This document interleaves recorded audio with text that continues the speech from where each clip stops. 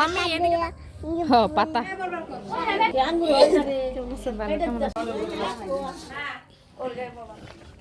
লবণ দেখান লাগবে আমারে দিয়া। দিনটি ছিল বাগ্নির প্রোগ্রামের আগের দিন।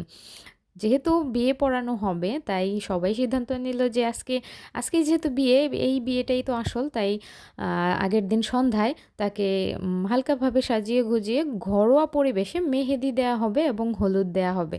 মেহেন্দির অনুষ্ঠান আর কি একদম ঘরোয়া পরিবেশে। তারপর আমার শাশুড়ি মা চলে গিয়েছিল আগে, তো আমরা যাইনি। আমার আবার পায়ে ব্যথা ছিল, পা কেটে গিয়েছিল, হাঁটতে পারি না আমি কিছুদিন যাবৎ, পায়ে ব্যান্ডেজ করা, আর হাঁটলে হচ্ছে রক্ত বের হয়, অনেক ব্যথাও করে। তো আমি যাব না বলেছিলাম, কিন্তু মা ফোন দিয়ে একটু আগে বলেছে যে তো তোমার মেয়ে বলছে মেহেদি নিয়ে আসতে, গাছের মেহেদি নাকি দিবে হাতে বেটে। এখন তো আর না গিয়ে পারবো না, যেহেতু মেহেদি নিয়ে যাওয়ার কথা বলছে। তো খেয়াকে বললাম কিছু মেহেদি উঠাই নিয়ে, তো ওরা মেহেদি তুলে নিছে কিছু, এই যে মেহেদিগুলো নিয়ে এখন আমরা চলে যাব ওই বাড়িতে। আর ওই যে বলছিলাম না যে তোমার মেয়ে বলছে মেহেদি নিতে, তো মেয়েটাকে আমার ননাসের যেই ছেলের বউ, সে আবার আমার উকিল মেয়ে। আর আমার যে ননাস, সে আবার হচ্ছে আমার শ্বশুরের উকিল মেয়ে। মানে শাশুড়ি হচ্ছে আমার শ্বশুরের উকিল মেয়ে, আর ছেলের বউ হচ্ছে আমাদের উকিল মেয়ে।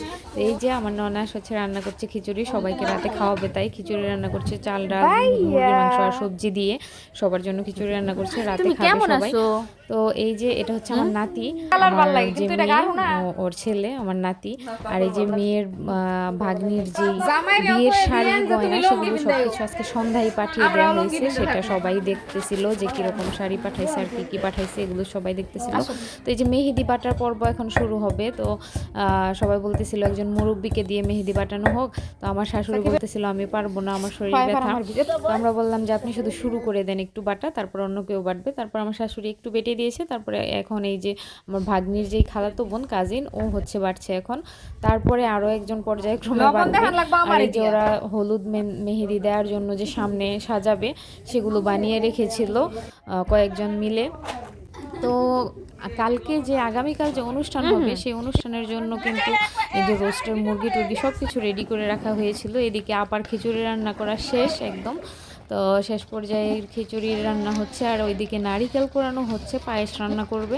এদিকে কিন্তু খিচুড়িও রান্না প্রায় শেষ। খিচুড়ির রান্নাটা কিন্তু অনেক সুন্দর হয়েছে দেখতে, আর খেতেও অনেক মজা হয়েছে। আর সব ধরনের রান্নায় অনেক টেস্ট হয়। খাও, এদিকে আমার মাম্মি। মেয়ে দেখেন তুমি মেহেন্দি মেহেদি বাটছো? বাটতে বসে গিয়েছে। এক মেহেন্দি পাকা বাটছো? বুড়ি একটা, সে এখন মেহেদি বাটবে সবার দেখা দেখি।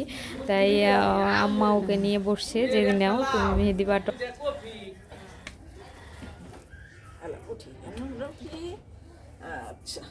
এদিকে প্রিপারেশন নেওয়া হচ্ছে, কনেকে যেখানে বসিয়ে হলুদ দেওয়া হবে সেই জায়গাটা কিভাবে হালকা একটু ডেকোরেশন করা যায়।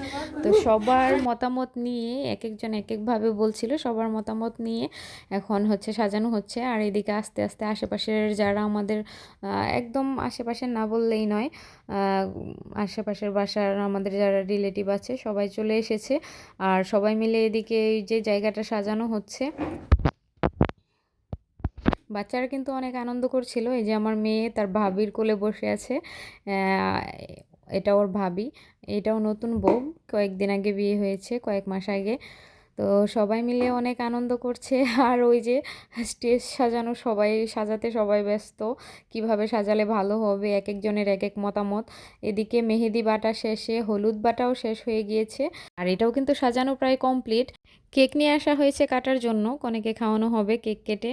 আর এদিকে সবাই মিলে লাস্ট পর্যায়ে সাজুগুজু করছে, কনেও নিজে ওর সাজুগুজু করে নিচ্ছে, রেডি হয়ে নিচ্ছে, নিজে নিজে নিজেই সাজছে, যেহেতু ছোটোখাটো একদম ঘরোয়া পরিবেশ।